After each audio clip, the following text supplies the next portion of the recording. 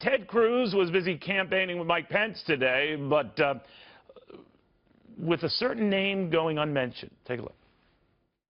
I'm here campaigning for Donald Trump for Mike Pence. I recognize some of you guys are wanting to write stories suggesting divisions among Republicans.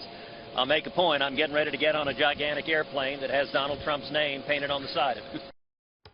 And he proved me wrong. All right. Former Reagan campaign advisor Ed Rollins.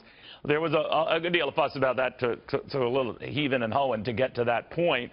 And there are a lot of Republicans, maybe in the establishment, for lack of a better term, Ed, who have that kind of mixed feeling about this. But they seem, a good many of them, Ted Cruz included, to be coming back to the nominee. What do you make of that? I think it's very important that the Republicans come together, and they are.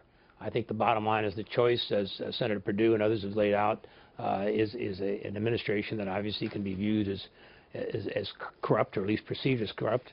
I think anytime you have the FBI all over a number of investigations, all of which come back to her in some way, shape, or form, to the American public who believe that she's dishonest by a 70% margin, it's not a very good sign. So I think the momentum that Trump has gained the last week, 10 days, is basically the place you want to be going into the closing days of a campaign. You know, we touched on it before, Ed, but I'd like to follow up if I can, because I've been reading a little bit of the press back around late October, early November. I think it was November 4th that year, that, in 1980, that we had the Reagan-Carter election, and polls were tight ahead of that, and then a blowout just days later.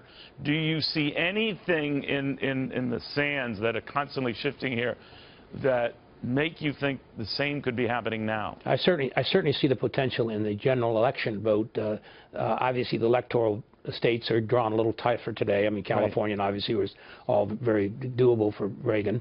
But I think clearly the momentum is going Trump's way, and if he has a 3 or 4 point lead going into Election Day, there's no reason he couldn't win by 5 or 7 points.